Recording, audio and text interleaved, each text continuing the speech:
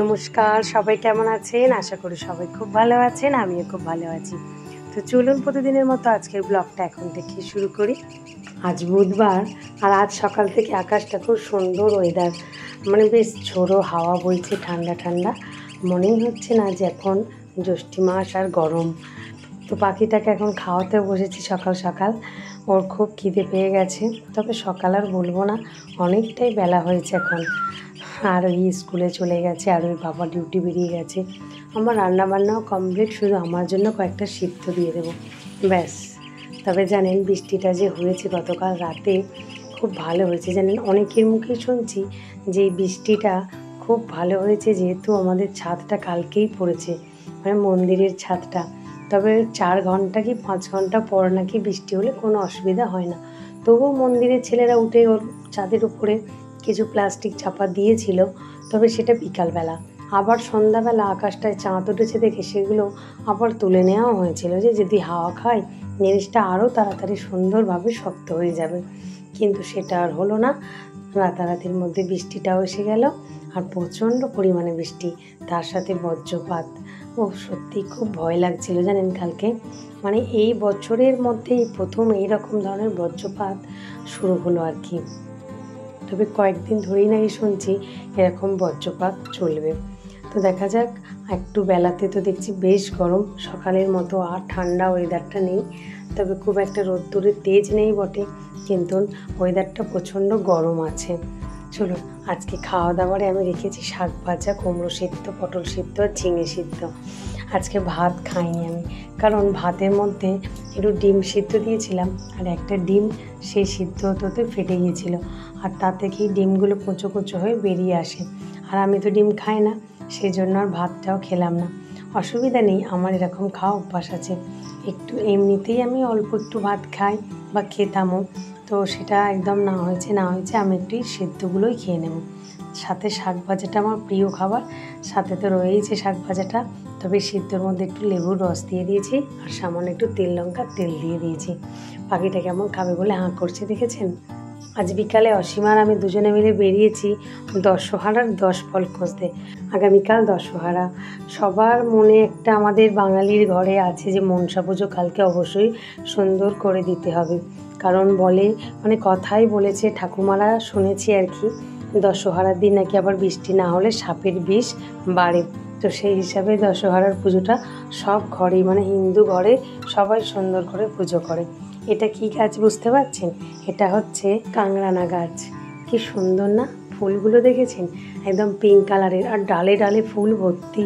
মানে যে ফুলে ফল হওয়ার যে একটা ডগের কাছে হয়, সেরকম কিছু ব্যাপার নেই, কিন্তু গোড়া থেকে শুরু করে ডগা অবধি একদম ডালে ডালে ফুল ভর্তি হয়েছে। সবে ছোট ছোট হচ্ছে আর কি। তবে এর আগে নাকি আর একবার হয়ে গেছে, আবার এখন ছোট ছোট হচ্ছে। এই দেখুন কত ছোট একটা কাংরানা। এইরকমই ছোট ছোট কয়েকটা নিয়ে নিচ্ছি দশফলে দেবো বলে। কিনলে তো কেনাই যায়, কত আর দাম 10 রকম ফল। একটা প্লাস্টিকে করে সব রকম নিয়ে বিক্রি হচ্ছে, তার মধ্যে বনফলও দেয়া আছে। কিন্তু আমাদের আশপাশে যা ফলের গাছ আছে, আমরা সবাই মিলে ঠিক করলাম, মানে আমি, অসীমা, পিকু, যে কি আছে, একটু এদিক ওদিক ঘুরে নিলে 10 ফল ঠিকই জোগাড় হয়ে যাবে। এই দেখো না, আমার বাড়িতেই আছে আম, সবেদা, পেয়ারা, হয়ে গেল 3টে ফল। তারপরে কাকার বাড়িতে আছে ডেয়া ফল, তার সাথে জামরুল, তাহলে 5টা ফল হয়ে গেল। তারপরে আরও একজন দিয়েছে করম চা, খেজুর, তারপরে আছে জাম। এই দেখুন জাম, এটা জাম গাছ, কি বড় জাম গাছটা দেখুন। আর জাম গাছের নিচে কিভাবে পড়ে আছে, কিন্তু সবই নষ্ট হয়ে গেছে। সকালবেলা এই গাছের গোড়ায় জাম বিছিয়ে থাকে, সকালে আসলে হয়তো গোটা কয়েক পাওয়া যেত। তবে এখন তো বিকালবেলা আর হাওয়া হচ্ছে না, তাই এখন পড়ছেও না। অসীমার আমি চারিদিকটা এরকমভাবে খুঁজছি, খুঁজে খুঁজে পাচ্ছিই না, দেখতেই পাচ্ছি না। দেখুন, এই জামটা জোগাড় করলে কিন্তু 10 ফলের মধ্যে অনেকটা এগিয়ে যাব আমরা। তারপরে উচ্ছেটা শুধু বাকি থাকবে, উচ্ছেটা কালকে কিনে নিলেই হয়ে যাবে। এই দেখুন কত জাম হয়ে আছে গাছের মধ্যে, কিন্তু যাদের গাছ তারাও খেতে পাচ্ছে না, আর আমরাও পাচ্ছি না। দেখেছেন, পুরো কালো হয়ে আছে ডালগুলোতে জাম পেকে। সত্যি জামের গন্ধটা না দারুণ লাগে। কয়েকদিন ধরে এই কাকা আমাকে দুটো দুটো করে জাম নিয়ে গিয়ে দিচ্ছিল বটে, খুব মিষ্টি জামগুলো।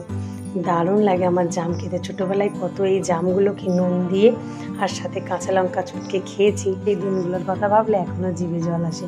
ওই দেখুন আমরা বাড়ি ফিরে যাচ্ছিলাম, একটা কাকিমা বলল, পাওনি জাম, এসো আমি দুটো দিচ্ছি। তো ওই কাকিমা আবার কয়েকটা জাম দেওয়ার জন্য রিককে ডাকলো। তো যাই হোক, জোগাড় হয়েই গেল আমাদের জাম। এই দেখুন, কাকিমা শুধু জাম নয় আরও কয়েকটা ফল দিয়ে দিল। তো ওইখানে বেলপাতার গাছটা দেখে আমরা দুজনেই দাঁড়িয়ে গেছি। অসীমাকে বলি, কাল তো এমনিতেও বৃহস্পতিবার, তো একটু বেলপাতা পেরে নিয়ে যাই। তো এখান থেকে অসীমাকে বললাম, তুই একটু বেলপাতাটা পার, আমার হাতে যেহেতু ফোন আছে তাই ওকেই পাততে তুললাম। আর গাছে এত সুন্দর কচি কচি বেলপাতা যে সত্যি কথা বলতে লোভ একদমই সামলাতে পারলাম না। কালকে বৃহস্পতিবার, একটু ঘটে না বেলপাতা দিলে হয় বলুন তো? তবে সব দিন জোগাড় করে উঠতে পারি না।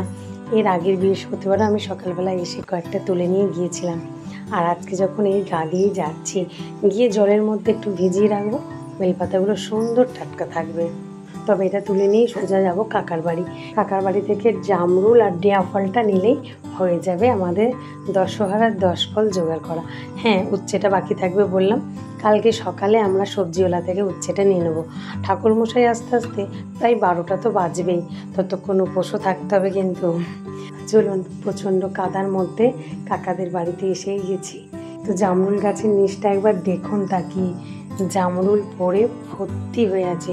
তবে এটা কিন্তু দোফলা, মানে প্রথমবারে যখন জামরুল হয়েছিল তখন তো আপনাদেরকে দেখিয়েছি এবং আমি কত তুলে তুলে খেয়েওছি। কিন্তু এখন প্রতিটা জামরুলে পোকা, একদম গাছ থেকে ডাইরেক্ট পারলেও তাতেও দেখছি পোকা। তাই জন্য ছোট ছোট কয়েকটা জামরুল পেরে নেব, তার মধ্যে হয়তো পোকা ঢোকেনি। তবে এমনই পোকা, আপনি না একটু খেতে পারবেন না ফেলতে পারবেন। গাটা পুরো সুন্দর পরিষ্কার, আপনি দেখলে বুঝতেই পারবেন না যে জামরুলটার মধ্যে পোকা আছে। কিন্তু যখনই একটা কামড়, ভালোবেসে কামড় দেবেন আর কি, তখনই দেখবেন ভিতরে একদম ঝাঁঝরা করে দিয়েছে পোকায়। তখনই আপনার কেমন হবে, মনে হচ্ছে আর খাওয়া যাবে না। তো যাই হোক, 2-4টে পারতে পারতে খাচ্ছি, কিন্তু সেগুলো একদম ছোটো ছোটো এবং কষ্টাও, তাও ভালো লাগে। জামরুলের গন্ধটাই সুন্দর লাগে। তবে গরমের সময়, মানে প্রথম যখন জামরুলের ফলনটা হয়েছিল তখন কিন্তু আমি প্রচুর খেয়েছি। যখনই কাচাকুচি করতে আসতাম, আমি আগে জামরুল গড়িয়ে পেরে ভালো করে পুকুরে ধুয়ে খেয়ে দিয়ে তারপরে আমি কাচাকুচি শুরু করতাম।